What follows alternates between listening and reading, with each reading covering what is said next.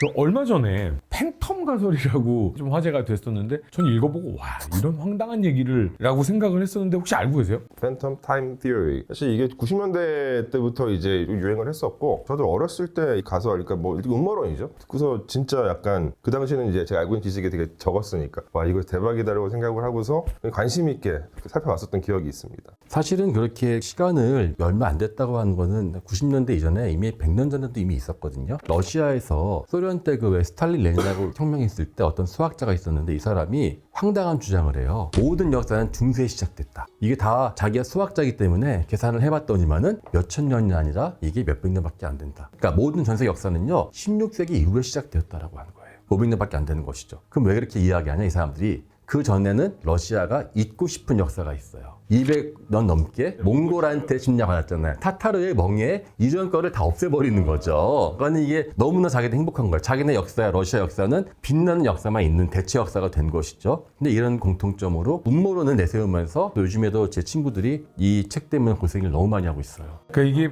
판타지 소설이나 뭐 만화 같은 거를 보면 이런 내용들이 종종 등장합니다. 뭐 원피스에서도 보면 공백의 100년이라고 힘 있는 사람들이 의도적으로 역사를 지워버려요. 100년을 지우는 이런 모습이 나오는데 지금 이 팬텀 가설 같은 경우도 이제 마찬가지로 힘 있는 사람들이 의도적으로 가짜 역사의 시간을 만들어서 의도적으로 끼워 넣어버리는 이런 가설인 거잖아요. 지웠다기보다는 그러니까 접근을 불가능하게 하는 거죠. 그 시대에 대해서 모든 자료들을. 그래서 이제 원피스에 나오는 여러 이제 그 캐릭터들 중에서 제가 제일 좋아하는 그 니코로빈의 주요한 목표가 그 내용을 이제 파악하는 게 중요한 목표로. 근데 100년을 날리셨다고 그랬잖아요. 근데 실제로 역사에서 11일 지운 역사가 있습니다. 진짜로 역사를 11일 지워요. 아예 없어요. 1582년 10월 5일부터 10월 14일은 없어요. 달력에. 왜요? 그레고리안 달력이잖아요. 그러니까 그전에는 율리우스력을 썼는데 율리우스력이 제가 알고 있기로는 365.25거든요. 그러니까 1년 차이가 굉장히 안 좋아요. 근데 가장 문제가 됐던 게 부활절 때문에 그런 거예요. 그러니까 부활절을 325년 니케아 공회에서 어떻게 결정했냐면 춘분을 기준으로 해서 춘분 다음에 첫 보름달이 오고 그 보름달이 온 주일이 부활절이에요. 그런데 이게 시간이 지나니까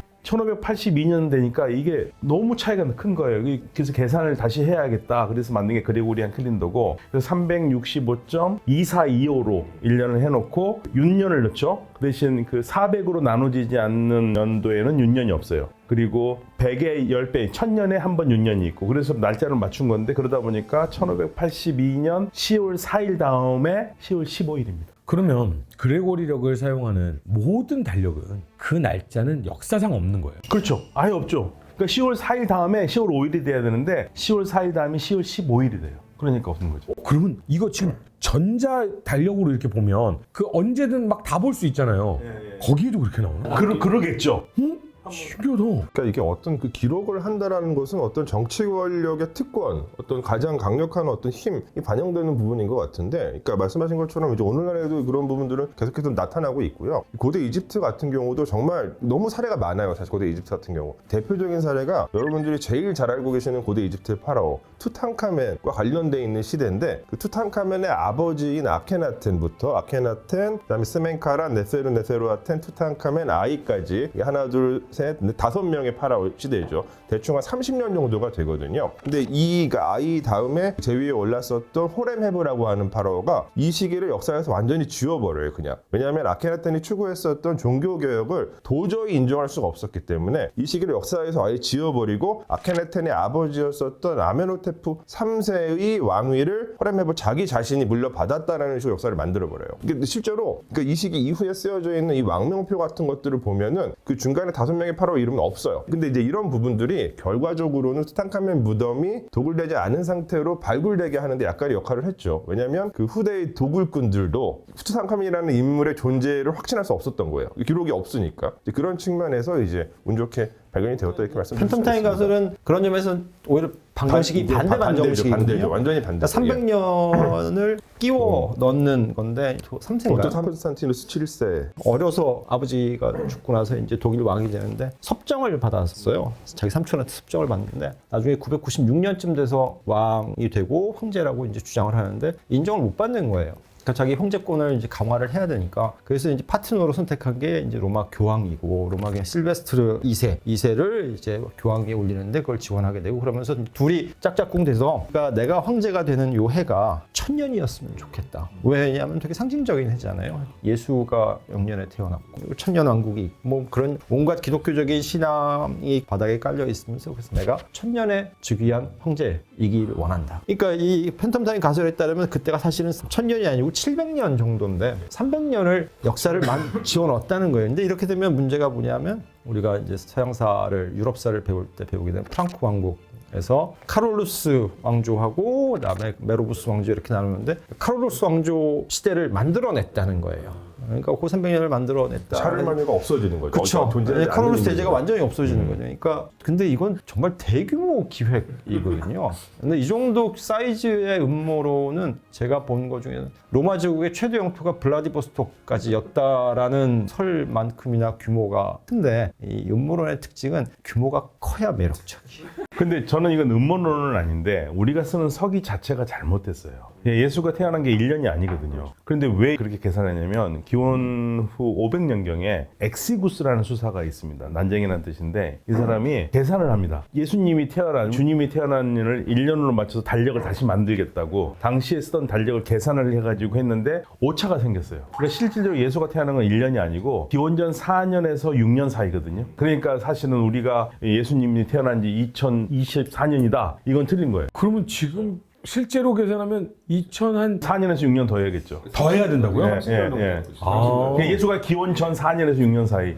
4년에서 또 7년 이 사이에 태어났다고 봐요. 못 바꿔요. 근데 뭐 바꿀 수는 없어요. 그거 바꾸면 뭐 다 뭐 은행 계좌고 뭐고 뭐 주민번호 다 왜요? 저희 밀레니엄 견뎠잖아요. 2000년 되면 지구 멸망하는 줄 알았잖아요. Y2K. 그래서 왜 그때 연인들이 99년에서 2000년 딱 그 해에 우리는 1000년을 사랑했어 막 이랬었어요. 1999년에서 2000년이 딱 되면서 그 사람이 그런 걸 노렸나 보다. 저희가 그때 이제 러시아 유학 중이었는데 막 걱정을 했죠. 집에서도 99년도 망하는데 어머니 여기는 더 망할 게 없습니다. 놀랍게도 한참 바뀔 때 그때 혜성같이 등장한 사람이 있었으니 그게 바로 푸틴입니다. 그때 옐친이 권력 말기에 6개월마다 막 총리를 바꿔치기 했는데 푸틴 키도 작고 왜소해서 또 바뀔 줄 알았는데 야 20대에 만난 푸틴이 제가 50대가 됐는데도 여전히 대통령을 하고 있다는 거 보면은 시간을 뛰어넘은 유일한 왕이 아닌가 싶어요. 아니 그러니까 강 교수님 말씀에 제가 동감하는 게 제가 90년대 후반에 캐나다에서 유학하고 있었는데 그때 우리 외교관 한 분이 러시아에서 석사를 받으시고 그 몬트리올에 영사로 왔어요. 제가 러시아 어떻습니까? 했더니 박 선생 한 100년은 이제 어려워 그랬거든요. 그때만 해도 진짜로. 예, 그래서 러시아는 이제 한 100년 동안은 어렵다고 끝났다고 생각했는데 그게 2000년 지나면서 완전히 달라지더라고요. 그게 모든 게 사실 서방에서 보는 거 오판을 하고 있었던 거였어요. 그러니까 이게 러시아가 수많은 시오리가 있겠지만은 기본적으로 우리는 다 오판을 하고 있다 생각이 들어요. 그러니까 오판이라기보다는 저는 희망상이 아니었나. 희망사. 저거는 100년 부활 못하면 아니 그러니까 좋겠다. 서양에서 그렇게 보는 요즘 분들이. 말로 하면 정신승리. 근데 그게 또 하나 문제가요. 미국 내에서 내지 서방에서 러시아 쪽의 전문가들 대부분 러시아에서 이민해 오신 분들입니다. 그러니까 우리로 말하면 탈북자급이겠죠. 그분들이 바라보는 러시아는 언제나 곧 망하도 이상하지 않는 거로 비춰지고 그런 걸 또 부각을 해야지만 서방에서도 잡을 얻을 수 있고 하니까 반대로 얘기하면요. 우리나라에도 탈북민들이 출연하시는 방송이 굉장히 많습니다. 그리고 그분들이 유튜브도 많이 하고 계시는데 그분들이 바라보는 시각이 이러하구나라는 것이 틀리다란 말은 아니지만 이러한 시각으로 바라볼 수 있다는 걸 러시아의 이민자를 통해 우리가 이런 기준은 이렇구나라고 알고 있어야 되는 것도 필요하겠네요. 그렇죠. 우리나라에서 많은 분들이 러시아 전공하시는 분들이 문학, 정치원 다 영어권에서 공부하셨거든요. 그러니까 그분들의 학문을 부정한 것이 아니라 그분들이 갖고 있는 그런 기본적인 시야라는 게 전체 러시아를 어쩌면은 해서 일부만 대변할 수도 있지 않을까. 그리고 또 한편으로는 이게 사회가 어떤 존속되는 메커니즘은 각각의 사회마다 좀 차이가 있을 것 같아요. 근데 이제 서방 쪽에서 경험했었던 사회를 유지시키는 메커니즘 이걸 토대로 러시아나 다른 세계를 이렇게 평가를 하다 보니까 여기는 이게 무너졌네? 그럼 여기도 망하겠네? 이렇게 판단을 하는 건데 사실 이 사회에서는 여기와는 완전히 다른 메커니즘이 돌아가고 있는 거죠. 이것도 굉장히 재밌네요. 해외에 나가 있는 한국 교민들도 지금 대한민국 보면서 망해가고 있다고 보지 않아요. 아닙니다. 저는 확실합니다. 그것만큼은 제가 의견이 공통된 거를 제가 여러 증거를 통해서 수집을 해봤는데 해외에 나가 계신 분이건 한국에 계신 분이건 어디에 있는 분이건 한국은 다 망한다고 얘기하고 한국은 언제나 망하고 있는 국가였습니다. 제가 글을 읽기 시작하면서 지금까지 한국은 항상 망하는 것 같아요. 근데 잘 살고 계시는 것 같아요. 네. 근데 인구가 이렇게 쪼니까 저는 문명을 봐도 인구 감소를 이겨내는 문명은 없었거든요. 그러니까 이게 가장 확실한 아포칼립스는 인구거든요. 대학에 있으면서 학생들 감소한 큰 문제인데요. 문제는 문제인데 그 지금 문제가 아니거든요. 9년 전에 이미 출생률 나왔지 않습니까? 그때 이미 19년 뒤에 대학의 견적은 이미 나온 상태였어요. 위험하지만 갑자기 위험해진 게 아니고 인구만큼 가장 확실한 예언도 없거든요. 그러니까 어떤 면에서 20년 전부터 이 상태가 올 거라고 다 알고 있었는데 아무것도 안 한 거죠. 이거 이야기는 의식의 흐름대로 가는 게 좋으니까요. 박근우 교수님, 이스라엘이 지금 난리 났잖아요. 뭐 이란도 그렇지만 이스라엘이 난리 난 이유 가장 큰 이유 중에 하나가 종교를 공부하는 직업군 있잖아요. 이스라엘의 하레딘 계층은 공부만 하잖아요. 국가 보조금 받고 군대 안 가고 자식을 평균 6, 7명을 낳는다면서요. 이스라엘은 그래서 인구가 계속 늘어나고 있다면서요. 이스라엘도 늘어나지만 사실은 그거보다 더 많이 늘어나는 건 아랍 인구가 더 많이 늘어나는 거예요. 아랍 인구도 계속 늘어나고 있어요. 이집트가 대단하죠. 그러면 앞으로 미래에는 중동이 세계 중심이 될 수도 있겠네요. 출산율로 보면 그렇죠. 네, 그래서 사실은 유럽에서 제일 걱정했던 게 그거예요. 무슬림들은 자연 출산율이 굉장히 많으니까. 그러니까 똑같이 전 세계적으로 출산율을 보면 전체적으로 좀 떨어지고 있거든요. 근데 떨어지는데 그 격차는 줄어들진 않아요. 예, 유럽이 예를 들면 3명 나면 무슬림들이 5명 나면 그 다음에 유럽이 2명 나면 무슬림들이 그 비례해서 줄어들긴 하는데 그 격차는 줄어들진 않은 거죠. 그리고 최근에 나온 어떤 경제 보고서들을 보면은 2070년대가 되면 이집트가 뭐 전 세계 경제 규모의 10위 정도 하게 될 것이다라는 예측이 있습니다. 그거는 이제 전적으로 인구 증가에 이제 기반한 예측이죠. 제가 항상 얘기한 게 아프가니스탄이요. 전쟁 한 20년 했잖아요. 그때 전쟁 하도 많이 죽으니까 남자들이 평균 연령이 45세였어요. 그런데 여성들이 아이를 평균 6명씩 낳아요. 그러니까 인구가 유지되는 거죠. 인구가 안 줄어요. 예. 그럼 인구가 줄어서 걱정했던 역사적 기록이 있어요? 사례가 하나 있는 게 이게 뭐 저도 잘 알진 못하지만 독일이 통일되고 나서 동독 지역이 출생률이 0.7 정도까지 떨어졌다는 그런 사례가 있습니다. 우리나라네요. 2차 대전 때 가장 큰 피해를 받은 데가 소련 아닙니까? 그때 1000만 명 이상 죽었는데 특히 젊은 사람들의 남자가 피가 정말 심했거든요. 그래서 그 당시에 전후에 제가 이거 직접 들은 말이니까 결혼 이외에 혼 외 관계도 아주 많고 미혼모들이 되게 많았었던 기억이 나요. 결혼 굳이 안 하시고. 근데 그거 가지고 주변에서 뭐 비방하거나 전혀 그런 게 없더라고요. 그게 이제 2차 대전 이후에 인구가 너무 남자가 줄어가지고 그런 것을 국가적으로 눈 감아줬다는 거 있고 피임 도구의 보급을 일부러 억제시켰다고 이야기하더라고요. 사실은 저는 뭐 이거 의식을 흔들어 말씀을 드리면 저도 이제 딸이 하나거든요. 딸은 캐나다에서 났습니다. 유학생일 때. 정말 그지일 때 났어요.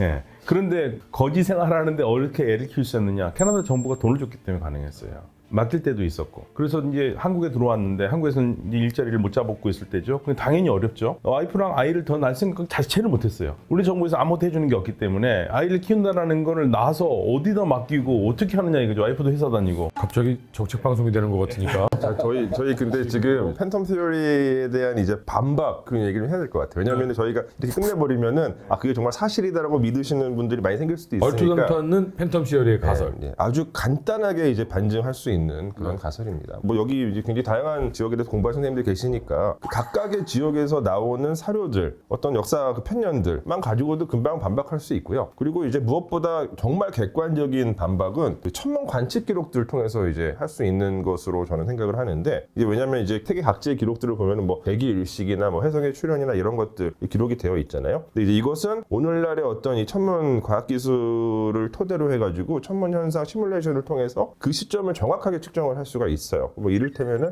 가장 유명한 것이 이제 서기 59년에 있었던 그 일식인데 이제 이 일식을 이제 데플리니우스가 기록을 했거든요. 그 기록을 토대로 이제 파악된 편년과 실제로 자연과학적인 기술을 통해서 파악한 그 일식의 시점이 일치하니까 요것은 이제 그 팬텀 가설에서 주장했었던 그 시대보다 서기 600년 이때보다 훨씬 더 먼저 있었던 일이다 보니까 뭐 간단하게 반박이 되죠. 굳이 반박을 한다는 자체가 이게 구차해지는 게 반박을 하면 저희가 이제 몇 개 건너뛰면 한 100개 중에 한두 개 빠지면 이거 빠진 거 봐라. 이것 때문에 잘못됐다는 식으로 음모론 나오는데 우리는 객관을 지향하지만 또 얼마나 우리가 잘 설명을 해도 과연 그분들이 믿어줄까라는 생각을 드는 게 모르시는 분들은 설명할 수 있는데 알고 싶지 않은 분들은 아무리 설명해도 이게 이해가 안 되는 게 있더라고요. 지금도 지구가 평평하다고 믿는 사람들의 모임이 포럼도 열고 거기에 굉장히 저명하신 분들도 많다고 하더라고요. 지금도 이집트 피라미드를 외계인이 만들었다라고 생각하시는 분들도 되게 많죠. 아니에요? 저도 되게 심각하게 많이들 물어보고 한판 일기토를 하자 토론 제안도 많이 오는데 믿고 싶지 않은 분들은 토론을 해서 이게 바뀌어지지가 않거든요. 저는 그래서 이제 요즘에 작전을 바꾼 게 그런 거 주장하시는 분 설득하지 말고 아직 그런 거에 빠지지 않으신 분들에게 객관적인 사실을 빨리 전달해서 주당토론 얘기를 합니다.